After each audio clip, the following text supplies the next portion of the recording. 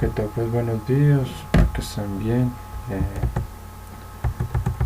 Vamos a dar como un breve repaso de lo que estuvimos trabajando la sesión pasada, ¿cierto? Ahí me escuchan bien, qué pena.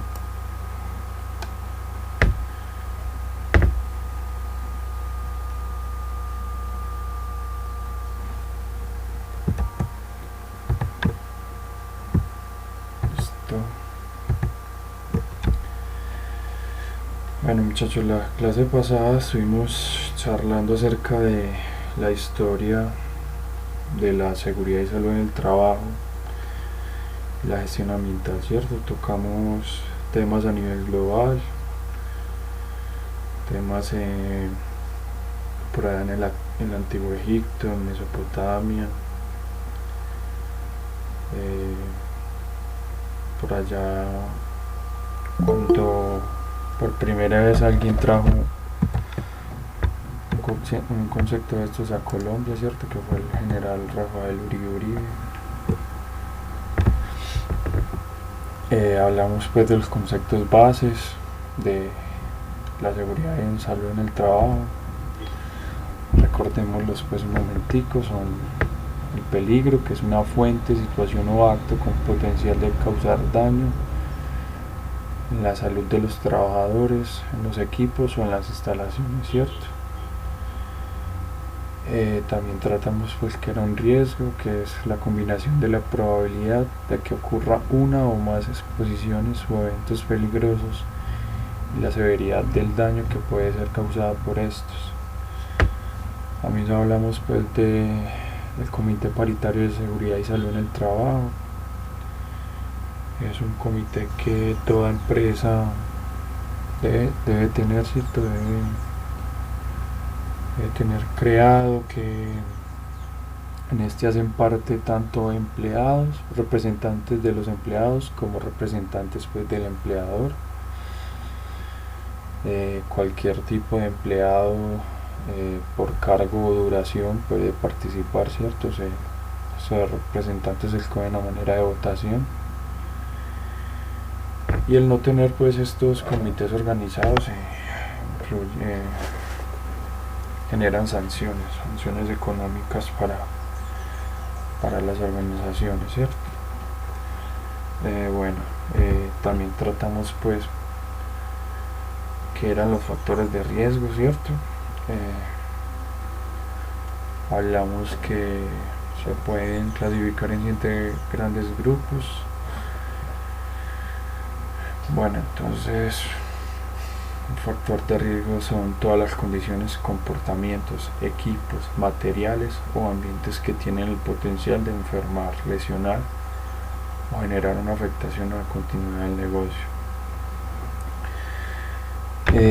También pues por medio de un video mostramos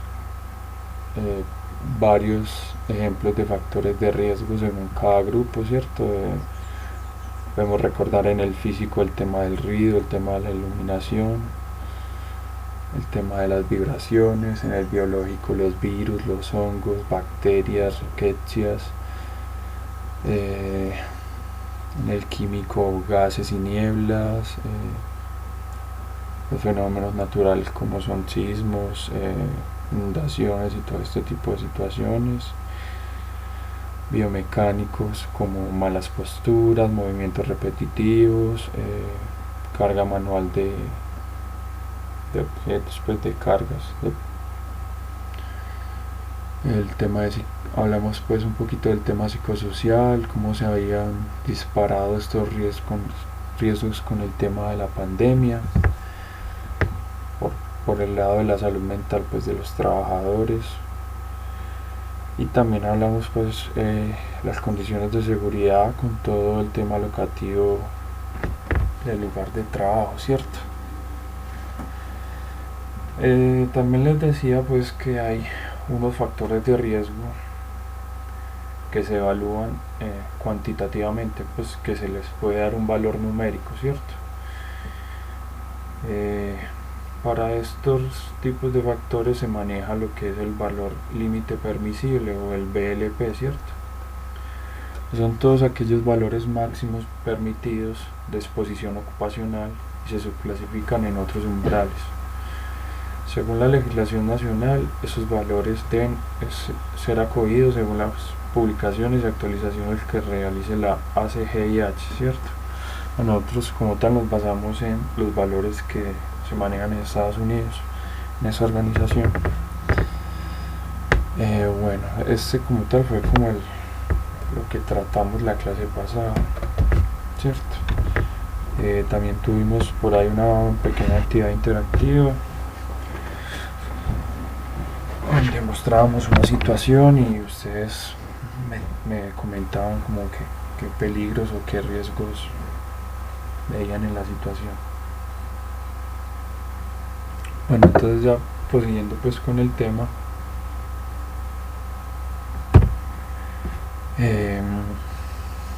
no me acuerdo si les hablé pues de la guía técnica colombiana 45, que como tal en Colombia es la metodología que se presenta, ¿cierto?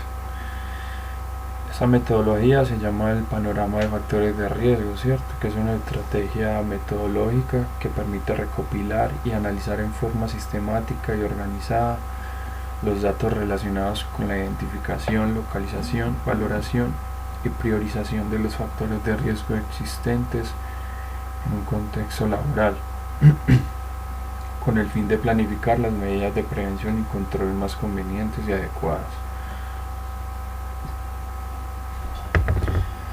Como tal, el tema del panorama de factores de riesgos se basa pues en una matriz de riesgos, en una matriz de jerarquización de controles, cierto, también de la valoración de riesgos, pero este pues es como tal el tema final de esta evidencia de aprendizaje, cierto. Eso creo que nos tocaría el viernes. Bueno, entonces sigamos por ahora. Entonces entremos pues a lo que son enfermedades laborales. Esto es estado patológico permanente o temporal que sobrevenga como consecuencia obligada y directa de la clase de trabajo que desempeña el trabajador en el medio en que se ha visto obligado a trabajar y que ha sido determinado como tal por el gobierno nacional. Como tal en Colombia, la primera tabla de enfermedades se estipuló, se radicó por allá en los años 60, 50, ¿cierto? Apenas empezaba todo este tema de la salud ocupacional en el país. Periódicamente el Ministerio del Trabajo actualiza las listas de las enfermedades laborales reconocidas en el país. Acá les presento pues la tabla actualizada 2020, se las voy a copiar en el chat para que las tengan por ahí, ¿cierto? Nunca está de más tener esa información, que igual en algún momento estarán pues laborando y nunca está bien pues información de esto, ¿cierto? Bueno, en Colombia como tal, las enfermedades laborales más que se presentan más o más repetitivas se ven relacionadas al riesgo o los peligros biomecánicos, ¿cierto? O ergonómicos.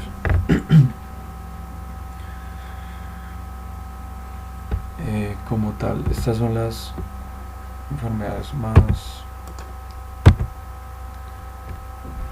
prevalentes en el país. El síndrome del túnel carpiano, que es o se da por el tema de los movimientos repetitivos de la muñeca, ¿cierto? En el caso de ustedes pues estarían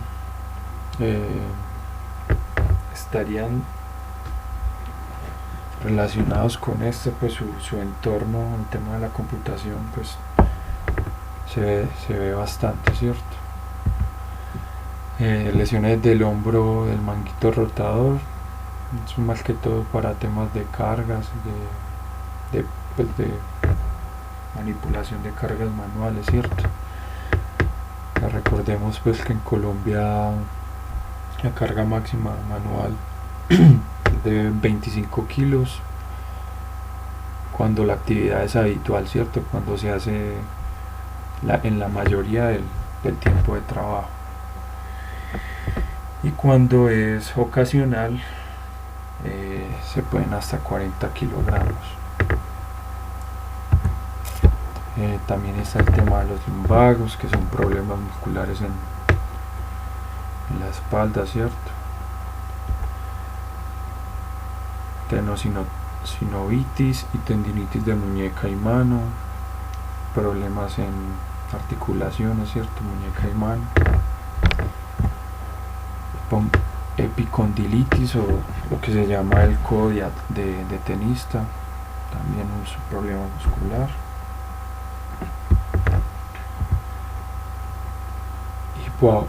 Hipoacusia, que este ya tiene que ver con el tema auditivo, ¿cierto? Es sordera parcial.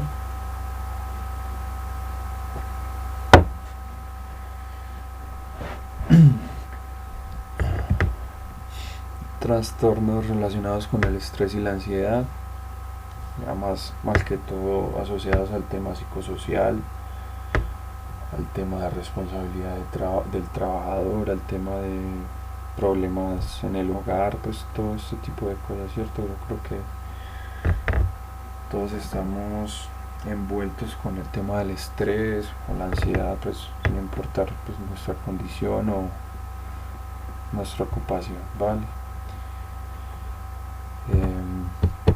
La neumoconiosis, que ya es un tema de problemas respiratorios.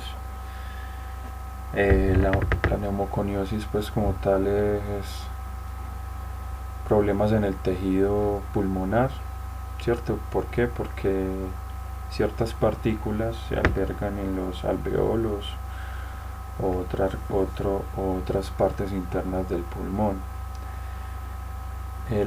La neumoconiosis se puede clasificar según el tipo de partícula que se introduzca, ¿cierto? Está la asbestosis, la silicosis. La asbestosis se da por el tema del asbesto. No sé si han hablado de escuchar, han escuchado sobre el asbesto por ahí en las noticias. En el año pasado pues ya como tal se prohibió el uso del asbesto en Colombia. De pronto, si no saben, el asbesto pues es un mineral fibroso que se usa mucho por su capacidad de aislante térmico. Se usa en pastas de frenos para carros, motocicletas, se usa en este tema del fibrocemento, lo que son las tejas de Eternit, como la conocemos pues comercialmente. El asbesto pues también puede llegar a ser cancerígeno. Entonces pues hay varias enfermedades relacionadas pues con la neumoconiosis, ¿cierto? Entonces entre ellas está la asbestosis y la silicosis. La silicosis es por partículas de sílice. La sílice es un elemento atómico, ¿cierto? Que es el elemento atómico más abundante en la Tierra. Bueno,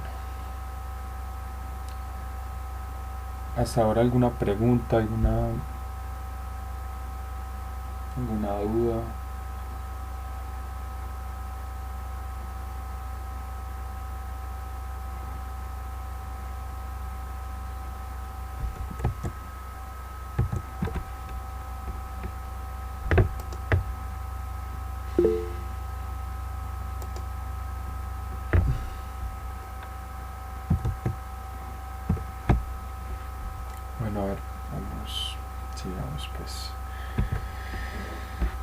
Bueno, entonces, en Colombia, ¿quién determina qué es una enfermedad laboral, cierto? ¿O cuándo ocurre una enfermedad laboral? Bueno, acá pues las que califican o determinan una enfermedad laboral son las siguientes. Eh, como tal, este recuadro pues nos muestra un orden jerárquico, ¿cierto? Primeramente, en el conducto regular está la entidad promotora de la salud o la EPS, la ARL o administradora de riesgos laborales y la administradora de fondos de pensiones o AFP, ¿cierto? Como tal es el filtro de entrada para clasificar o calificar una enfermedad laboral acá en el país. Posteriormente está la Junta Regional de Calificación de Invalidez. Le sigue la Junta Nacional de Calificación de Invalidez. Y por último está la justicia ordinaria, ¿cierto? Bueno, ¿cómo se califica una enfermedad laboral? Si un día vos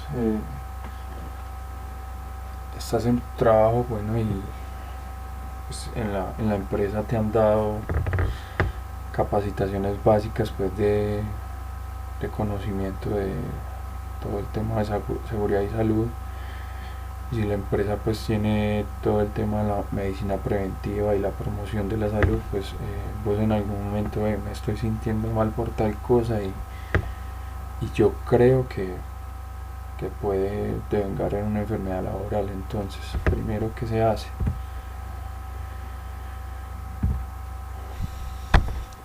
Solicitar cita a la EPS para que el médico evalúe el diagnóstico de la enfermedad y determine de esta con el trabajo, ¿cierto? Como decíamos ahorita, la primera pues el conducto regular es la EPS, la ARL y la AFP. Como tal, vos empezás solicitando cita en la EPS, ¿cierto?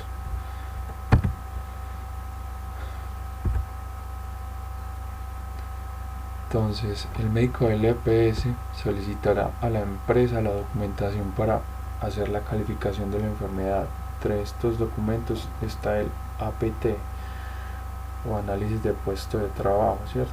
En este análisis pues se tiene en cuenta tu jornada laboral, tu puesto de trabajo, pues físicamente cómo está constituido,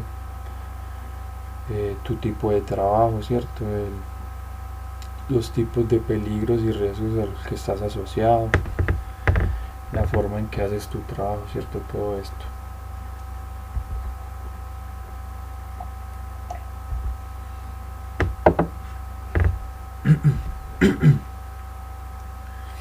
Una vez la empresa entrega la documentación requerida por la EPS, es emitida la calificación de origen, donde se determina si la patología fue de origen común o de origen laboral, ¿cierto? Bueno, entonces ya la EPS como tal te puede decir si es un tema de enfermedad laboral o no, ¿cierto? Pero si vos como tal no estás satisfecho con ese resultado y crees pues que hay algo más que sí va pues por ese lado, vos como tal puedes apelar, como trabajador tienes el derecho a apelar, ¿cierto? Esta apelación primero se hace con la Junta Regional de Calificación de Invalidez, ¿cierto? Que es la siguiente entidad en el conducto regular.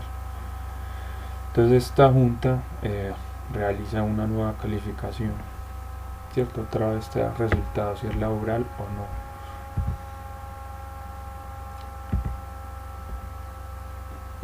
Si el resultado de la junta regional no satisface pues al trabajador, puede escalar el caso con otra apelación hasta la Junta Nacional, ¿cierto? Que es el siguiente ente en el recurso, en el conducto, ¿cierto?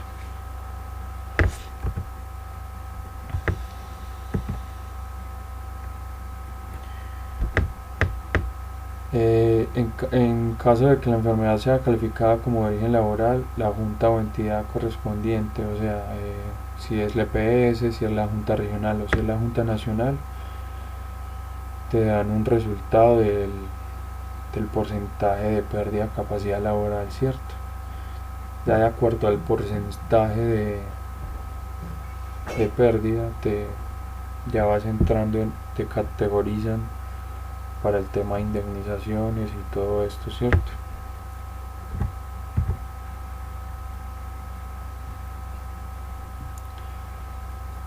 Cuando el porcentaje de la pérdida de capacidad laboral es del 5 al 49%, recibe una indemnización por incapacidad permanente parcial. Si este porcentaje es mayor al 49%, es una incapacidad, una invalidez total, ¿cierto? O permanente. Y pues ya vas por un tema de pensión total. Todo eso es establecido por el decreto 2644 del 94. Bueno, aquí me faltó agregar que si la Junta Nacional no te dice, ve, no es una enfermedad laboral, y ya vos querés llegar hasta últimas instancias, pues ya la apelación es frente a un juzgado ordinario, ¿cierto? Ya la justicia ordinaria como tal, que sería el último ente en el conducto regular. ¿Alguna duda hasta acá?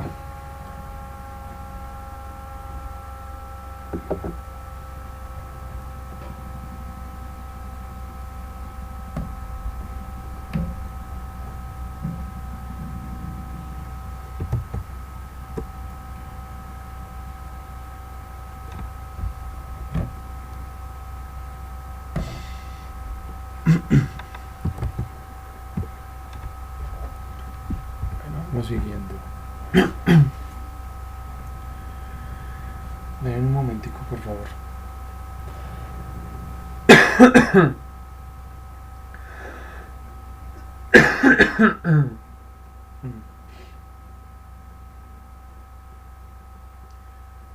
Bueno, pero digamos pues ya entrando en el tema de accidentes laborales o accidentes de trabajo.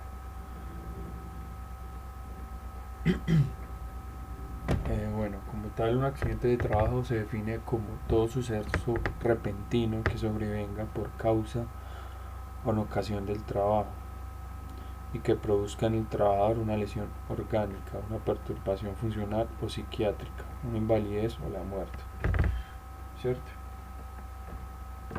Puede ir desde lo más leve hasta las últimas consecuencias, pues, como tal, que es un accidente mortal. También es aquel que se produce durante la ejecución de órdenes del empleador o su contratante durante la ejecución de una labor bajo su autoridad, no importa si se hace fuera del lugar y horas del trabajo.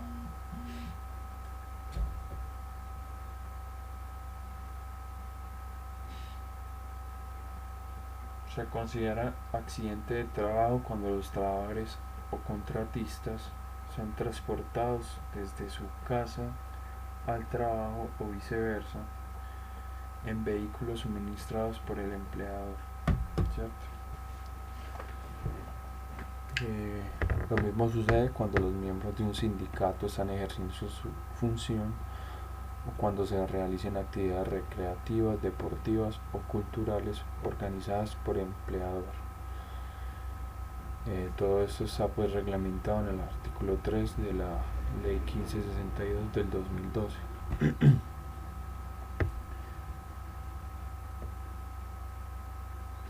Bueno, ¿cuál creen ustedes que es el tiempo que tiene como tal el empleador para reportar un accidente de trabajo? ¿Alguna idea?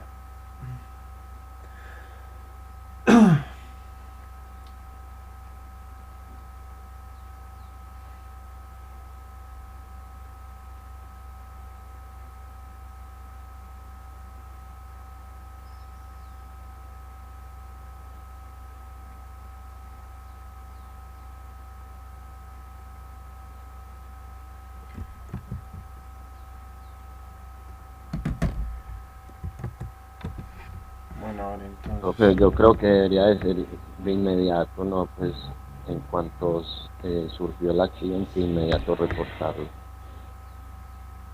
pues es lo ideal, ¿cierto? Es lo ideal que se sea inmediatamente. Como tal, una empresa o un empleador tiene hasta dos días Dos hábiles, días. 2 días hábiles para Ujú. reportarlo, ¿cierto? ¿A quién? ¿A quién debe reportarlo? Lo debe reportar a la ARL, a la EPS y al Ministerio del Trabajo. No, no es O, sino I. Es a las tres, ¿cierto? Sí o sí a las tres entidades. ¿Cómo se debe reportar el accidente? Bueno, eh, como tal para eso se usa el formato único de reporte de accidente de trabajo o FURAT, ¿cierto? Todo empleador responsable de SST está obligado a reportar de forma clara y veraz los accidentes de trabajo. El FURAT es un documento público que se utiliza para notificar ante las administradoras de riesgos laborales los presuntos accidentes de trabajo que hayan sufrido los trabajadores en el desarrollo de sus actividades. Este documento permite a las empresas y ARL llevar las estadísticas y conocer cómo se están accidentando los trabajadores. Todo está reglamentado pues, por esta resolución 156 del 2005. Entonces, si vos en tu puesto de trabajo pues sufrís cualquier accidente, como tal tu empleado debe reportarlo a más tardar, tienes 2 días hábiles, ¿cierto? ¿Qué pasa si no se reporta? Bueno, antes de eso, terminemos pues, de hablar del FURAT. Como tal, los objetivos del FURAT son los siguientes: dar aviso del evento ocurrido al trabajador ante las entidades competentes, ARL, EPS y Ministerio del Trabajo, ¿cierto? Servir como prueba en el inicio del proceso de determinación del evento, si fue de origen laboral o común. Aportar elementos para la investigación del accidente de trabajo. Como tal, un accidente de trabajo se debe investigar, ¿cierto? Sí o sí.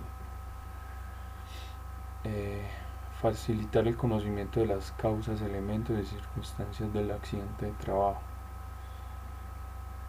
Determinar actividades de prevención de accidentes de trabajo y obtener las estadísticas en cuanto a la ocurrencia de accidentes de trabajo. Hasta acá, ¿alguna duda, algún comentario?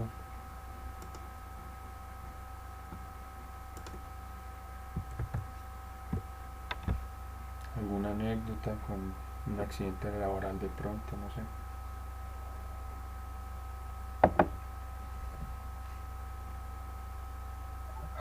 Profe, yo casi no participo porque yo pues no he tenido trabajo laboral así en empresas, entonces solamente estoy escuchando y aprendiendo, bueno, para que no se vaya a sentir que está hablando solo. No, tranquila, no hay problema. Bueno, vamos siguiendo. Bueno, como tal, este procedimiento de la diligencia pues del FURAT, esto sí lo debe hacer pues el encargado de todo el tema de seguridad y salud, ¿cierto? Pero igual pues yo lo traje acá para que no, no está de más conocerlo, ¿cierto? Bueno, notificar y reportar de forma correcta el accidente de trabajo es fundamental, ¿cierto? Eh, la información que se reporta en el FURAT es muy importante y es el punto de partida para realizar una investigación del trabajo. Entonces, como tal, el FURAT debe contener lo siguiente, ¿cierto? Primeramente, la identificación general del empleador, contratante o cooperativa, ¿cierto? Entonces, ahí va nombre de la actividad económica, nombre o razón social, tipo de identificación, dirección, teléfono, fax, correo electrónico, departamento, municipio, ¿cierto? Toda la información que nos identifique al empleador. Siguiente, la información de la persona que se accidentó, ¿cierto? tipo de vinculación, apellidos y nombres del trabajador accidentado, tipo y número de identificación, fecha de nacimiento, dirección, teléfono, fax, departamento, municipio, ocupación habitual, fecha de ingreso en la empresa, salario y jornada de trabajo, ¿cierto? Seguimos con la información sobre el accidente. Aquí se llena la siguiente información, ¿cierto? Fecha del accidente, hora del accidente, día de la semana, jornada en que sucede, tipo de accidente, causa la muerte o no, departamento del accidente, municipio del accidente, lugar donde ocurrió el accidente, tipo de lesión, pues si es el caso, parte del cuerpo afectada, agente del accidente, mecanismo o forma del accidente, ¿cierto? Y por último, pues se hace una descripción del accidente, ¿cierto? Es importante que al momento de describir el evento se responda a las siguientes incógnitas: cuándo ocurrió, dónde se encontraba el trabajador, qué actividad estaba realizando, qué pasó, por qué realizaba la actividad, para qué, con quién se encontraba y cómo sucedió, ¿cierto? Para llenar pues todos los vacíos de información: el qué, el cómo, el cuándo, el por qué, el para qué, quién más estaba y la forma en que sucede, ¿cierto? Bueno, entonces, sí. ¿Qué se hace en caso de un accidente de trabajo, cierto? Como tal, pues un accidente puede ir desde lo más leve hasta lo más fatal, ¿cierto? Bueno, entonces como tal un accidente puede ocurrir en cualquier momento y es importante pues no solo por el tema del material de recursos, ¿cierto? Sino pues como también para que lo interioricen, pues porque al fin y al cabo cuando uno tiene una experiencia laboral pues va a estar a merced de esto, ¿cierto? Entonces más que todo pues le sirve ya más para la vida que para el curso, ¿cierto? Pues esto es un repaso, un conocimiento básico, pero es importante pues que al fin y al cabo lo apliquen en sus vidas, ¿vale?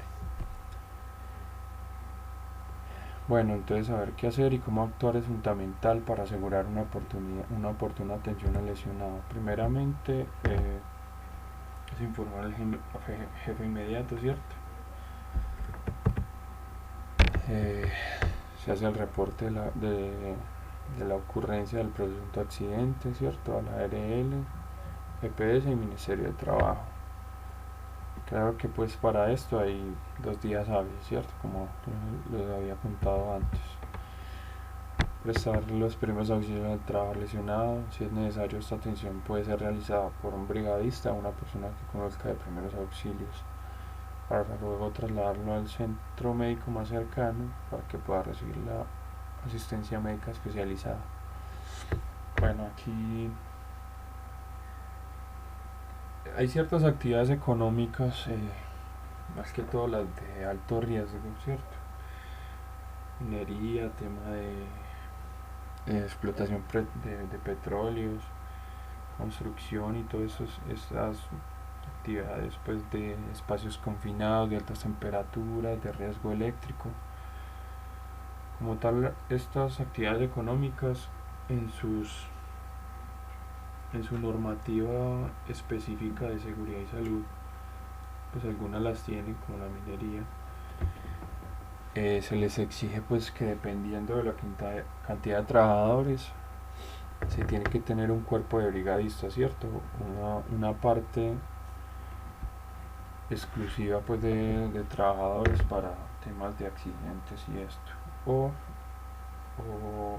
cierta parte de los trabajadores se les hace una capacitación en ser brigadistas o en conocimientos pues de primeros auxilios, ¿cierto? Entonces seguimos. Después de ser atendido pues el accidentado, se empieza con el tema de la investigación del trabajo, ¿cierto? Para encontrar causas básicas e inmediatas que dieron lugar al accidente de trabajo. Esa tiene un plazo de 15 días, no más de esto, ¿cierto? Ya después de atendido pues el accidentado y el tema de la investigación, se pasa pues a las acciones correctivas. Entonces, por último, establecer acciones correctivas que eviten la aparición de nuevos accidentes relacionados y divulgar la lección aprendida del evento a los miembros de la empresa.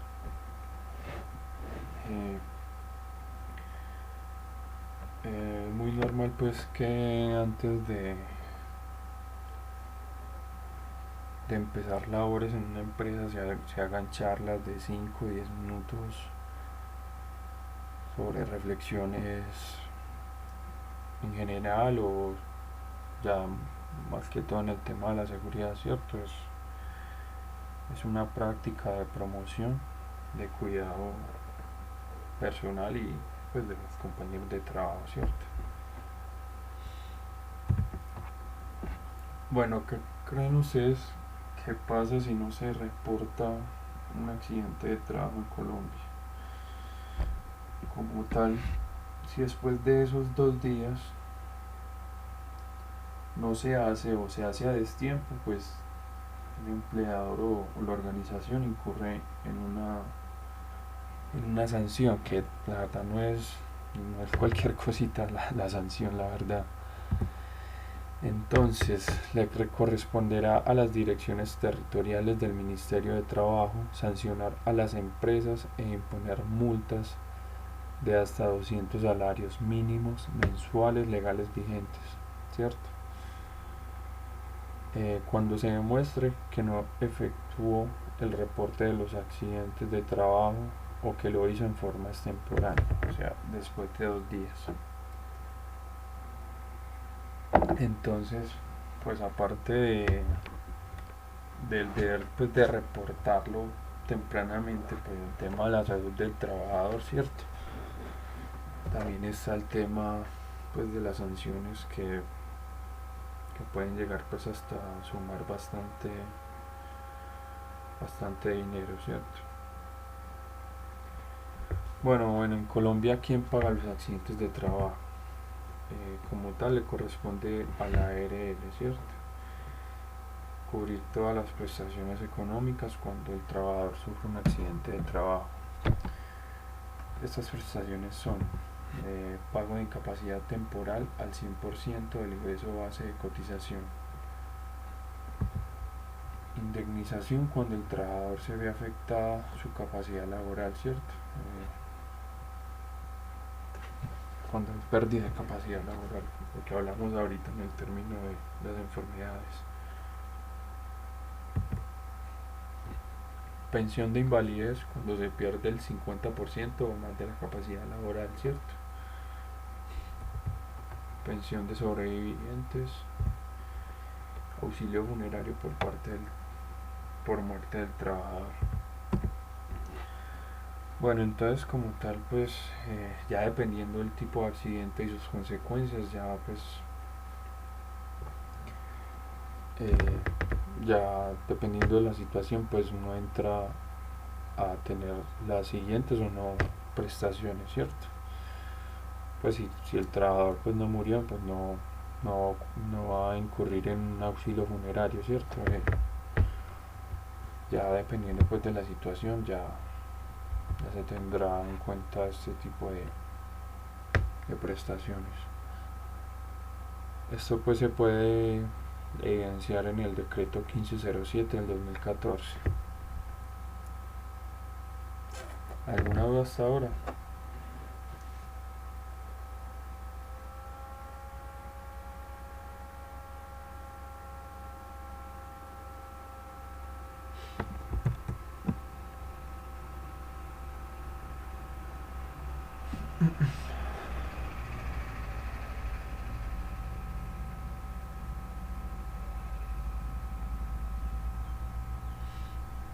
Muy claro todo.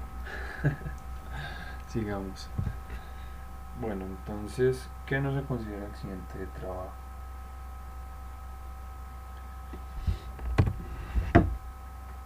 Primeramente, desplazamientos que realiza el trabajador desde su casa al trabajo, ya sean moto, carro, bus, de transporte público, bicicleta, etc. Cuando el medio de transporte no es suministrado o autorizado por el jefe o empleador, ¿cierto? Cuando se accidenta y se encontraba disfrutando de la hora del almuerzo por fuera de las instalaciones de la empresa. Accidentes que se producen durante la realización de actividades recreativas, deportivas o culturales al interior o por fuera de la empresa sin previa autorización o aprobación del jefe inmediato o empresa, ¿cierto? Entonces vos puedes estar dentro de la infraestructura de la empresa, pero si esa actividad no está autorizada o no está aprobada por la empresa o por tu jefe pues inmediato, no constituye un accidente de trabajo, ¿cierto? Las lesiones que pueden sufrir un miembro del sindicato cuando no está ejerciendo actividades asociadas a su función sindical. Cuando se demuestra la intención del trabajador de hacerse daño, pues debe ser una situación muy particular, pero pues si se considera así es porque hay situaciones en las que se presenta, ¿cierto? Aparte pues está el tema de un incidente de trabajo. ¿Qué pasa con los incidentes de trabajo? Son accidentes que no se materializan, ¿cierto? La diferencia que hay es que el accidente de trabajo genera lesión o perturbación, es decir, hay daño, mientras que el incidente de trabajo, pues también conocido como casi accidente, no genera ningún tipo de lesión o daño sobre el empleado. Un ejemplo, en una obra de construcción están descargando o están elevando material con un malacate, con una grúa manual, ¿cierto? Y uno de los trabajadores pues quiere ver cómo elevan el material y justamente pues se para debajo de la grúa manual del malacate. Los trabajadores que estaban arriba elevando el material pues dejan ir un poco la grúa y se le ha caído material al trabajador encima, ¿cierto? Eso cuenta como accidente. En un caso de un incidente sería un trabajador está parado a 2-3 metros de donde se está elevando el material, pero, pero también pues hay caída de material, ¿cierto? Desde la altura, pero el trabajador está pues a 2-3 metros y a él no le pasa nada, ¿cierto? Eso fue un incidente, ¿cierto? No se materializó en lesión o daño.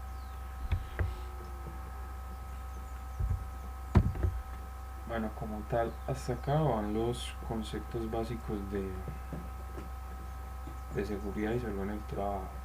Antes pues, de pasar ya al tema ambiental, hablemos en sí si hay dudas, si hay algo de lo que quieran saber más, cualquier cosa pues porque ya vamos a pasar a otro tema, ¿cierto?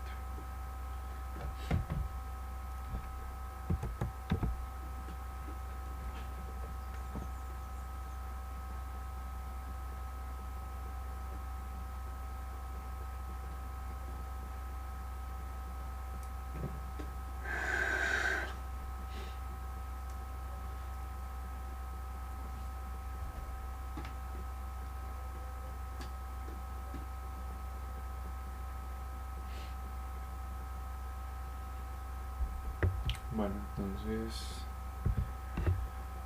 como tal, vamos a hablar de los conceptos básicos medioambientales, ¿cierto? El medio ambiente es el conjunto de componentes físicos, químicos, biológicos de las personas o de la sociedad en su conjunto, ¿cierto? Comprende el conjunto de valores naturales, sociales y culturales existentes en un lugar en un momento determinado, que influyen en la vida del ser humano y en las generaciones futuras. Como tal, entonces se habla de estos componentes ambientales. el agua, el suelo, la flora y fauna o biodiversidad y el aire, ¿cierto? Hablemos del agua. El agua es uno de los recursos naturales más importantes para el desarrollo de la vida en el planeta, ¿cierto? A través de los procesos de evaporación, condensación, precipitación, infiltración, escorrentía superficial y transporte subterráneo, este vital elemento se encuentra en continuo movimiento como parte del ciclo del agua, ¿cierto? Las funciones del agua en el medio ambiente, pues son las principales, ¿cierto? Ayuda a disminuir las variaciones diarias y estacionales de temperatura en el medio ambiente o en el ambiente. Permite la disolución y transporte de nutrientes en el suelo, dejándolos disponibles para su utilización.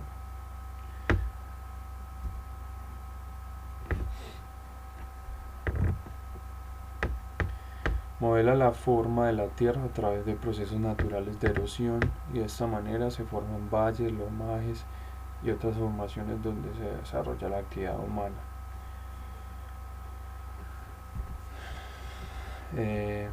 ¿Sí saben qué es la erosión, muchachos? Pues como concepto básico.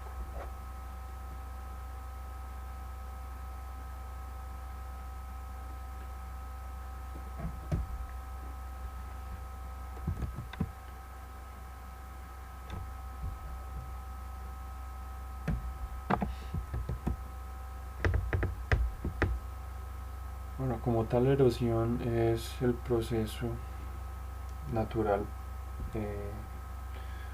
por donde el agua, el aire, todos los componentes atmosféricos afectan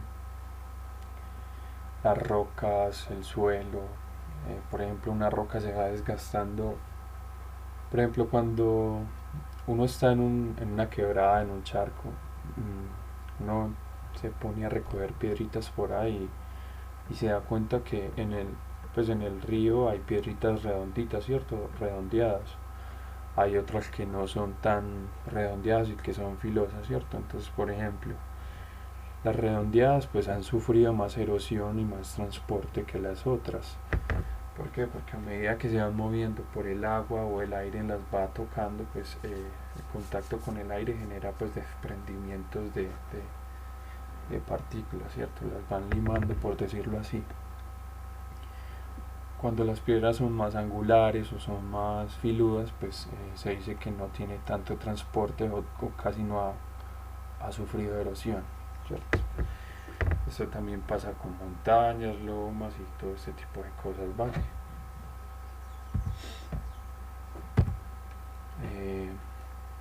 También es fundamental para el metabolismo de las plantas, participando en los procesos de fotosíntesis y transpiración.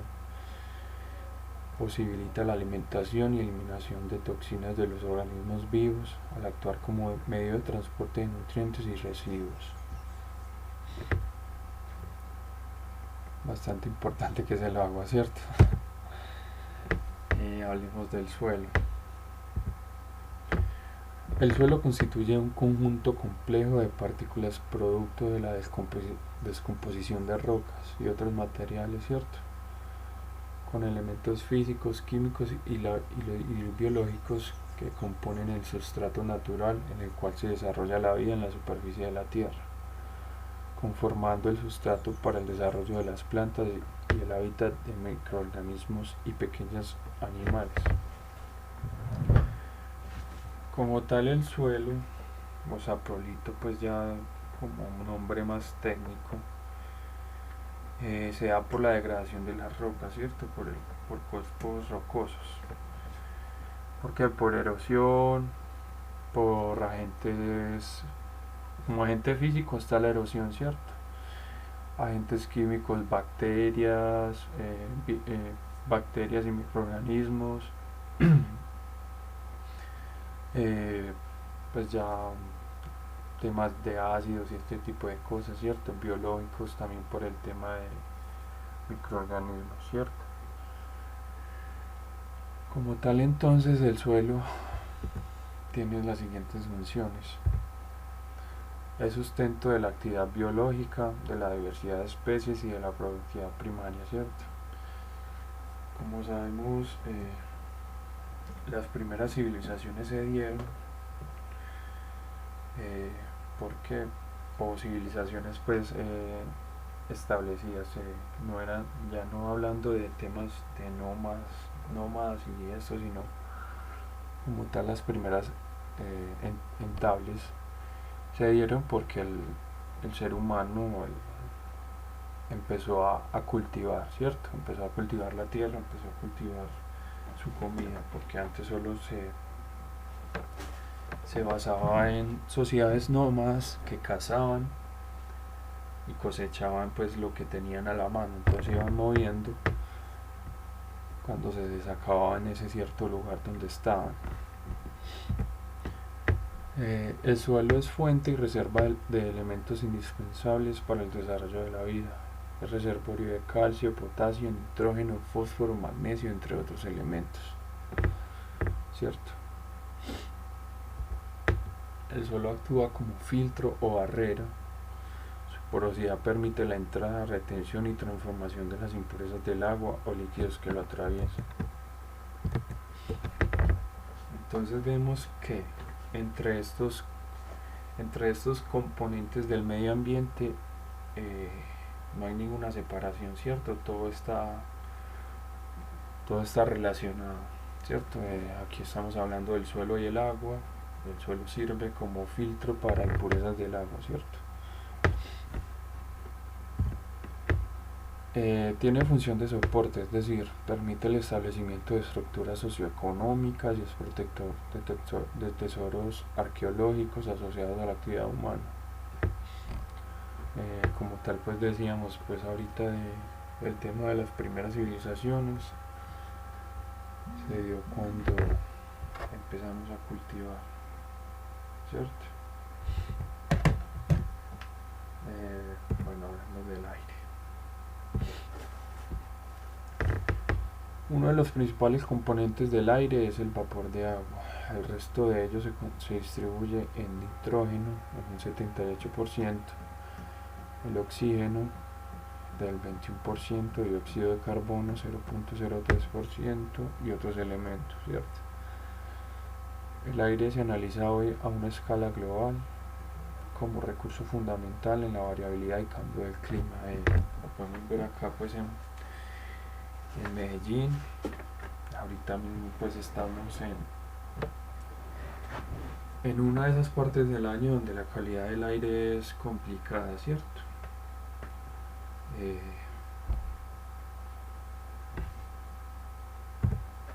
Las funciones del aire como tal permite la vida del ser humano y otros seres vivos, ya que su composición gaseosa posibilita la respiración.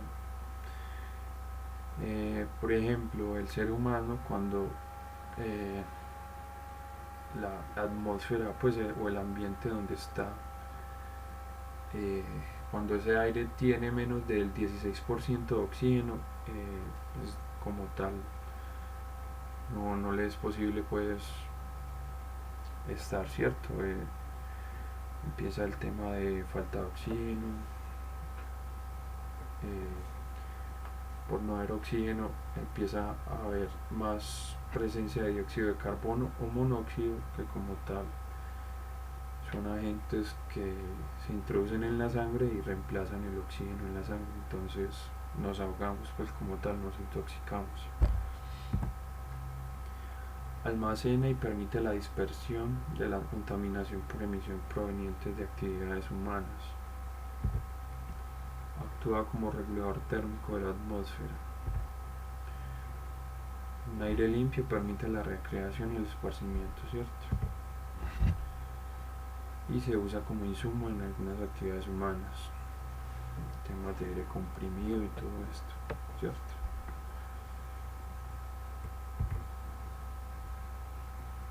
Entonces, como último componente está la biodiversidad, ¿cierto?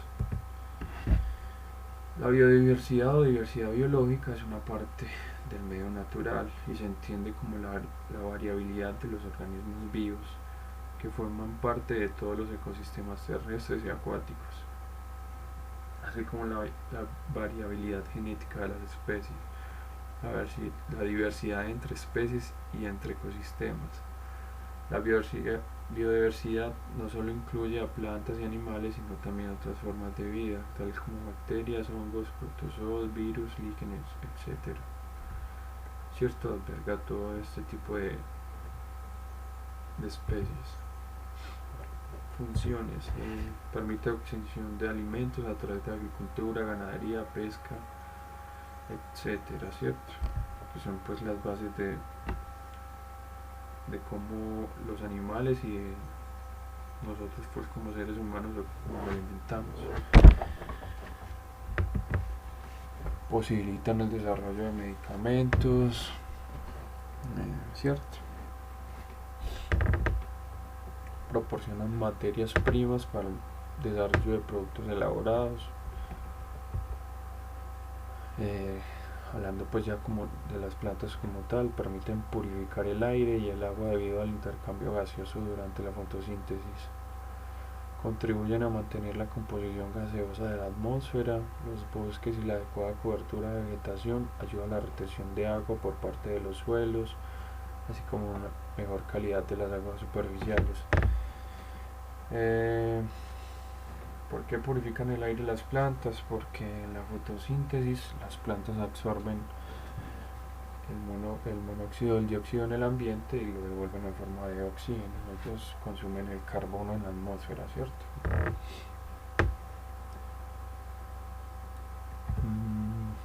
Contribuyen a mejorar y mantener la fertilidad del suelo a través del mantillo y de los microorganismos que en él viven, ¿cierto?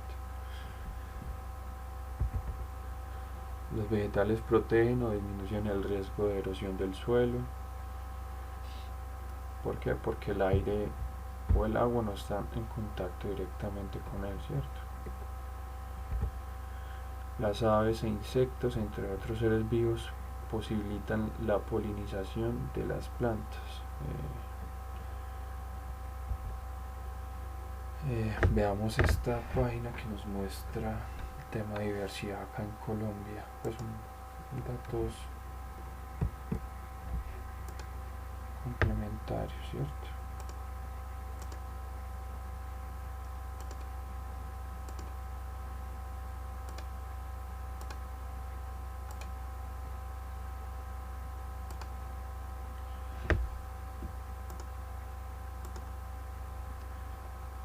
Bueno, ¿cuántas especies registradas hay en Colombia?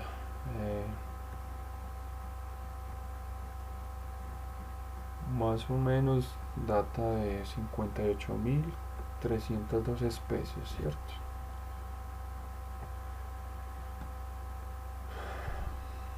En el mundo pues estamos en el top 10 de países con mayor biodiversidad.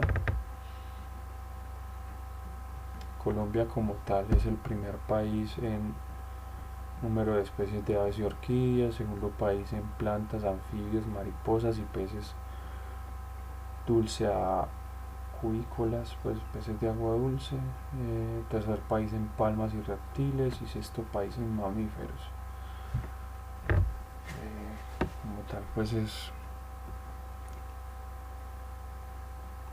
como tal a nivel mundial estamos en el segundo puesto.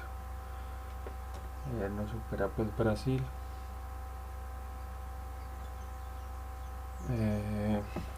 En Colombia, ¿cuántas especies se encuentran en amenaza? 1302. ¿Cuántas especies son objetos de comercio en Colombia? 3524. ¿Y cuántas especies son introducidas, invasoras o trasplantadas en Colombia? 506. Como tal hay en el tema de los animales vertebrados tenemos 520 especies de mamíferos, 1999 especies de aves, 849 de anfibios, 740 de 43 de reptiles y 4013 de peces. Dentro de los invertebrados, en los insectos tenemos 11.764, arácnidos 1097. Entonces vemos que la cantidad pues de biodiversidad del país es, pues estamos a nivel, al segundo pues a nivel global, ¿cierto? Bastante comprometedor, ¿cierto? En el sentido de que es bastante lo que se hay que cuidar.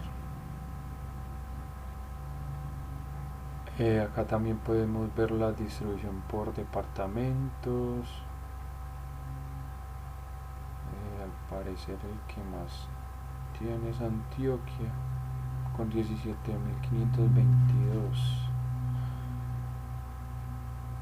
O sea, pues tenemos bastante responsabilidad como departamento y como país.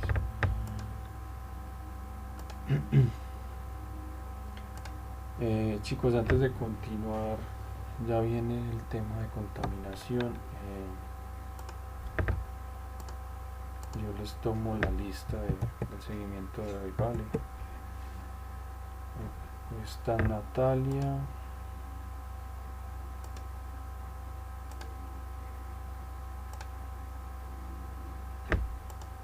Hoy es 7.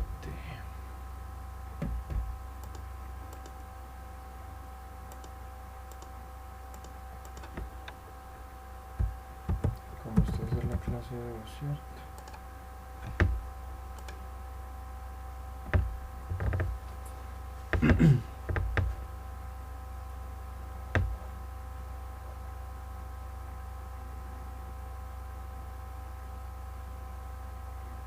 Pues prosigamos.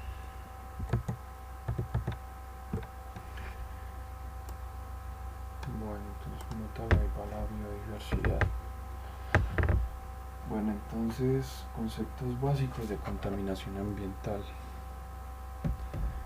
Entonces, se entiende por contaminación la presencia en el aire, agua o suelo de sustancias o formas de energía no deseables en concentraciones tales que pueden afectar el confort, salud y bienestar de las personas y al uso y disfrute de lo que ha sido contaminado. Esto es un medio o vector ambiental, aire, agua o suelo, estará contaminado si tiene algo, sustancias, materiales, energías en forma de ruido o calor que provoca efectos negativos en él, ¿cierto? Si ese algo no provoca efectos negativos, no se dirá que el medio está contaminado y por supuesto ese algo no será nunca un contaminante. Como tal, entonces ahorita veíamos que los componentes ambientales entre sí están relacionados, ¿cierto? Muy de cerca, ¿cierto? Uno depende del otro. Entonces, en la contaminación pasa lo mismo, ¿cierto? Hay una interrelación cercana, ¿cierto? Entonces, como tal, una fuente contaminante puede ser artificial, que a su vez puede ser estacionario o móvil. Un ejemplo, una fábrica como fuente estacionaria, o móvil como un bus de transporte, un automóvil, ¿cierto? Tenemos estos ejemplos. Una fuente natural, el tema de los volcanes, ¿cierto? Son una fuente de energía que no está en el sistema, o de materiales pues gaseosos en el momento de erupciones. Entonces esa fuente puede actuar sobre el aire, sobre el agua o sobre el suelo.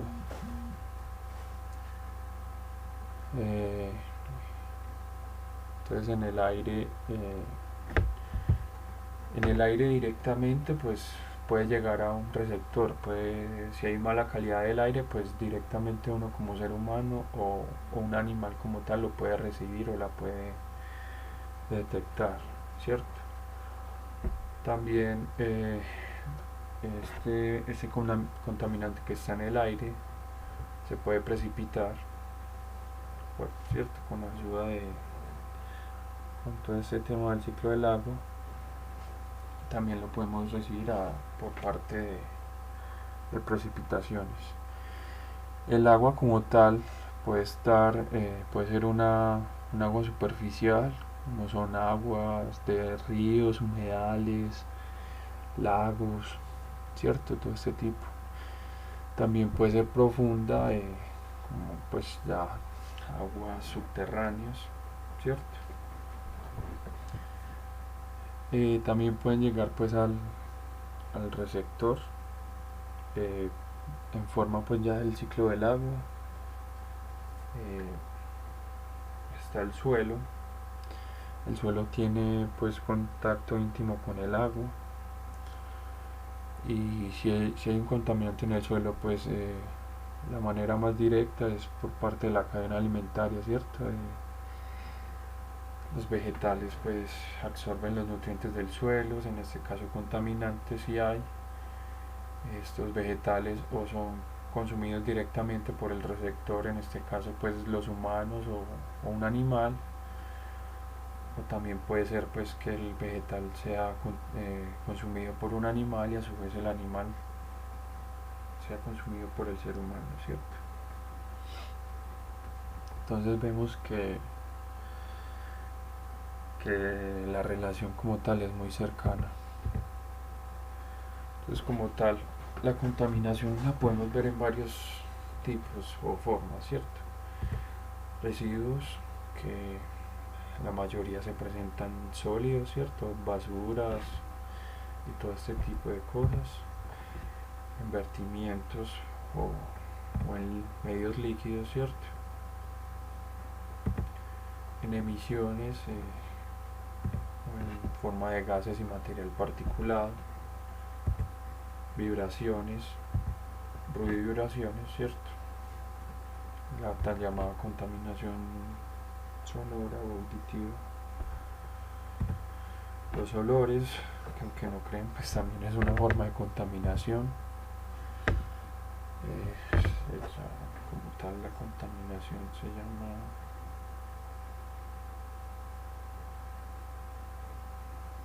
contaminación odorífera, es el nombre técnico.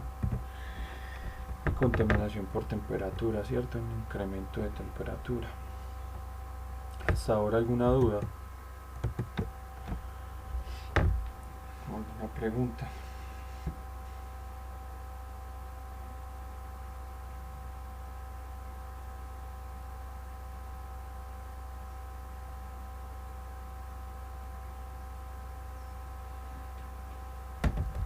Hagamos lo siguiente.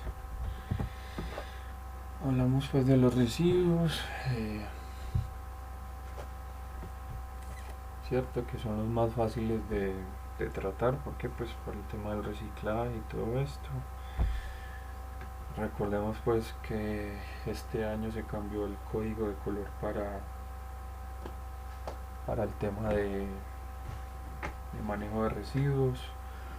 Quedó como se muestra pues aquí en la imagen: los blancos para residuos aprovechables, los verdes para residuos orgánicos y los negros para residuos no aprovechables. Entonces, un residuo es cualquier objeto, material, sustancia, elemento o producto que se encuentre en estado sólido o semisólido, o es un líquido o gas contenido en recipientes o depósitos, cuyo generador descarta, rechaza o entrega porque sus propiedades no permiten usarlo nuevamente en la actividad que lo generó, o porque la legislación o la normatividad vigente así lo estipula, ¿cierto? Las consecuencias más generales de los residuos son daños a suelos, recursos hídricos o riesgos de incendios. De pronto han oído escuchar sobre esa isla de plástico que hay que hay en el océano Atlántico, y en el Pacífico también hay otra. Que la verdad pues tiene una extensión considerable.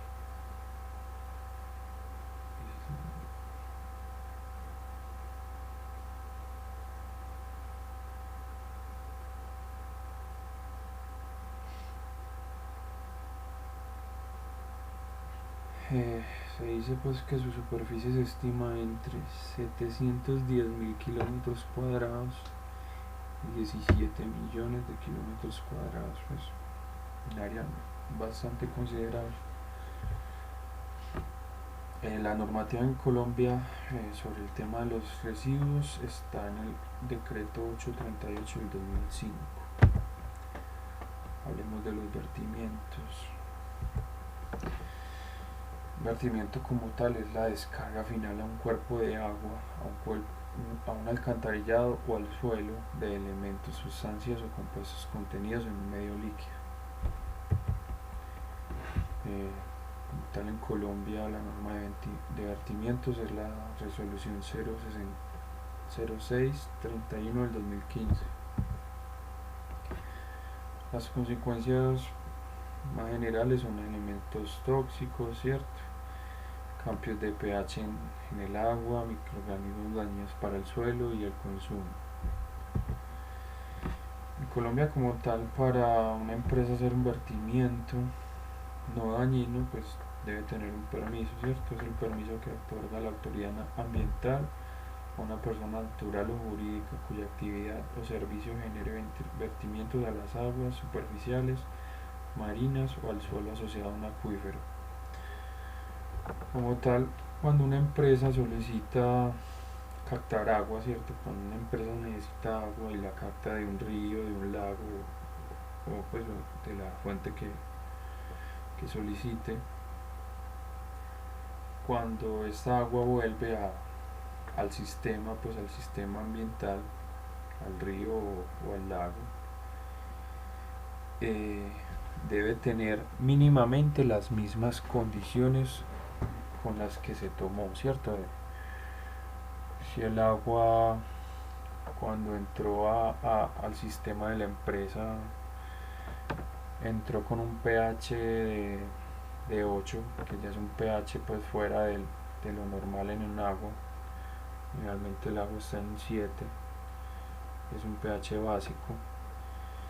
Cuando el agua vuelva al sistema, pues mínimo debe estar en ese pH, ni más alcalina. En algunos casos pues sí puede estar más bajo, pues por el tema de que el agua debería estar en un pH de 7. Eso hablando pues de vertimientos. Pasamos pues a las emisiones.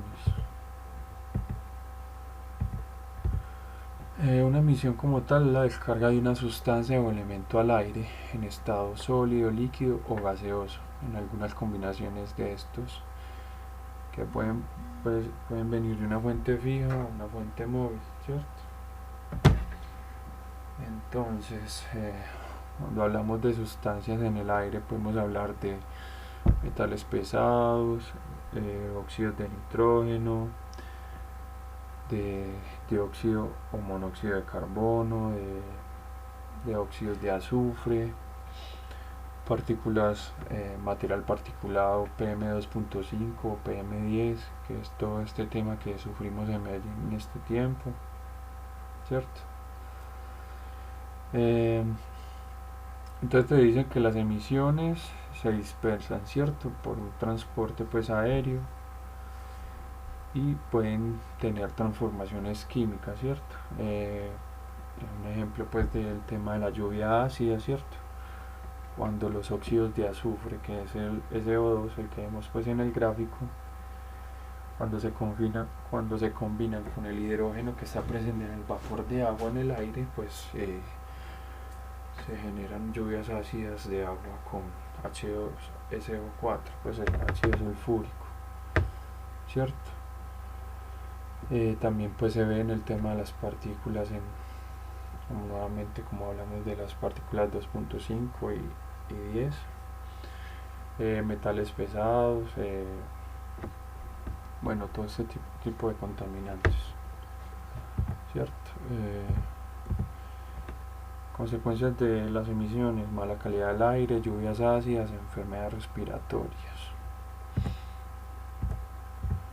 Normativa de emisiones. Para fuentes fijas está la resolución 1377 del 2015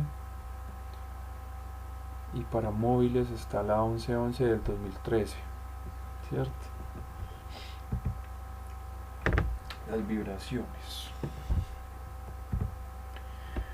La presencia en el ambiente de ruidos o vibraciones, cualquiera que sea el emisor acústico que las origine, que impliquen molestia, riesgo o daño para las personas, para el desarrollo de sus actividades o para los bienes de cualquier naturaleza, o que causen efectos significativos sobre el medio ambiente, ¿cierto?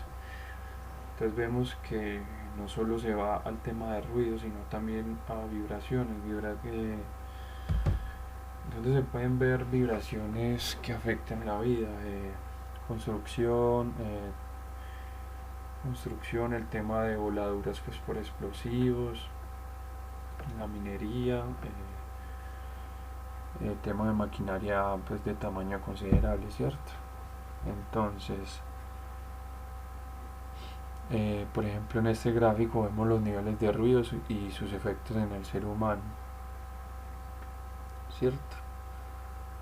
A partir de los 70 decibeles empiezan a ser incómodos para nuestro oído, ¿cierto? Llegando pues hasta los 120 decibeles, que es como tal el límite permisible en Colombia y pues de manera global. Como tal, la contaminación auditiva se ha visto pues que se ha visto reducida un poco en ese tema de la pandemia, ¿cierto? Como tal, en Colombia solo hay normativa para el tema de ruido. Para el tema de vibraciones, pues a las empresas se le hace un control, pero nos basamos en normativas internacionales, por ejemplo la de España o la de Estados Unidos. La Organización Mundial de la Salud define como ruido cualquier sonido superior a 65 decibelios. En concreto, dicho ruido se vuelve dañino si supera los 75 decibelios y doloroso a partir de los 120, ¿cierto? Olores. La contaminación odorífera es aquella ocasionada por los malos olores que invaden un ambiente. Bueno, acá en las vibraciones pues no hablamos pues de consecuencias, está muy asociada a temas de dolores de cabeza, ansiedad y estrés, y ya pues el tema de vibraciones ya pueden ir hasta daños en materiales o infraestructuras o incluso a los seres humanos, ¿cierto? También cambian la vida silvestre, ¿cierto? Pudimos ver que con la disminución del ruido ambiental en las ciudades, con el tema de la pandemia, se vio el regreso de animales silvestres a las ciudades, ¿cierto? Ciervos y este tipo de especies. Bueno, volvemos a los olores.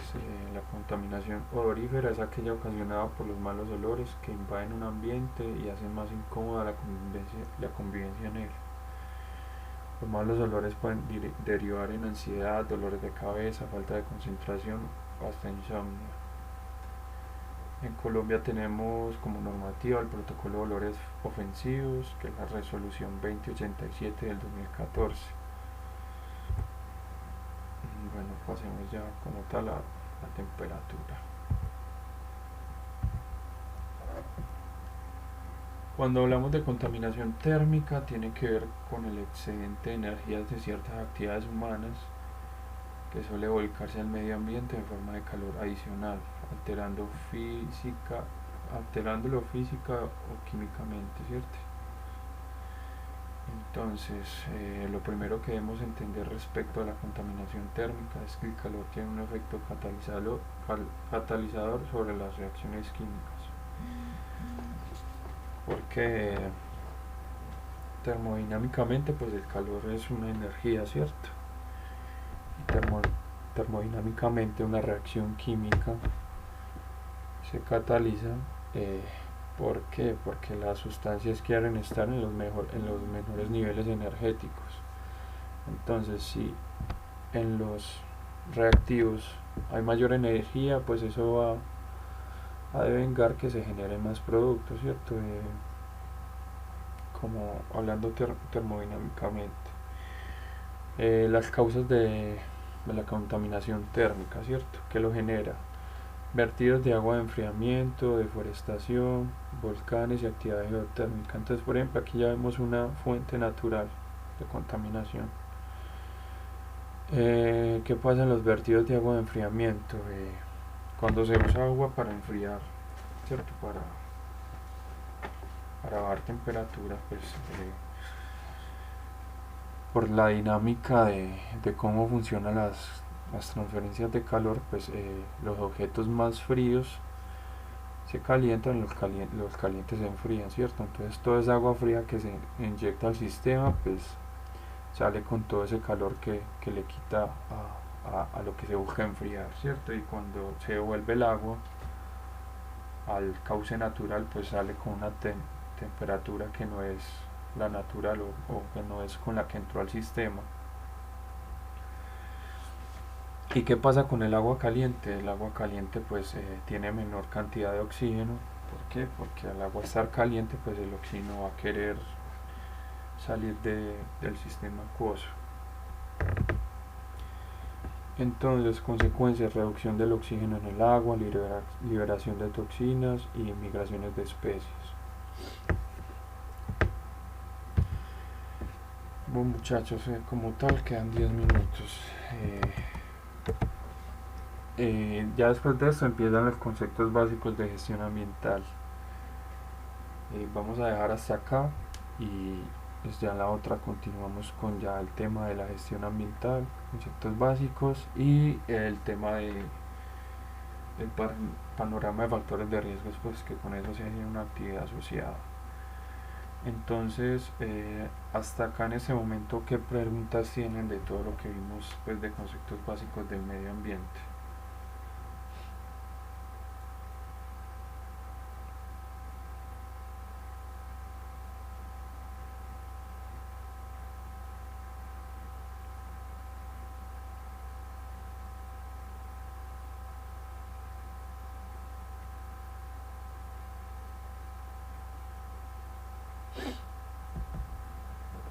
Sí, es bastante extenso, es bastante larguito. Vengan, les voy a dejar el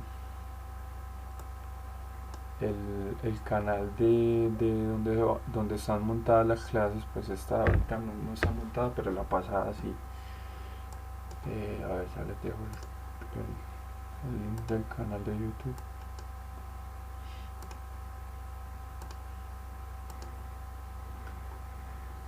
Muchachos, igual pues recuerden que están ahí por las grabaciones, que ahí tienen en el grupo de WhatsApp, está pues mi número, está el correo, ¿cierto? Si necesitan algo. Y pues cualquier cosa pues me van contando.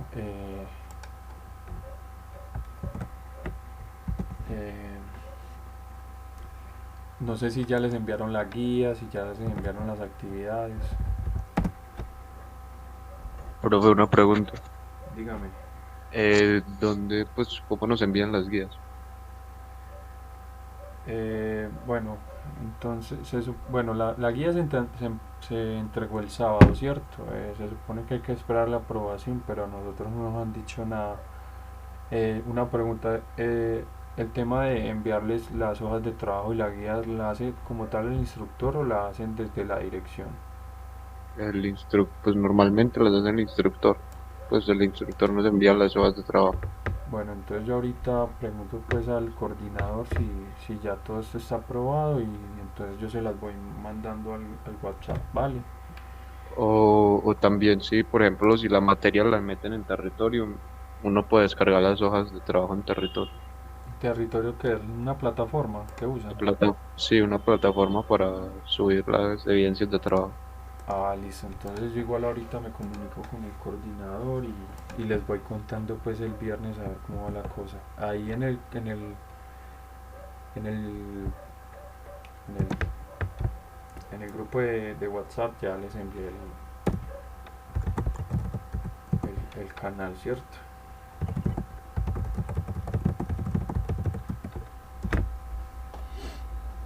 Entonces, fuera de, pues del tema de guías y eso, alguna pregunta pues sobre el tema como tal.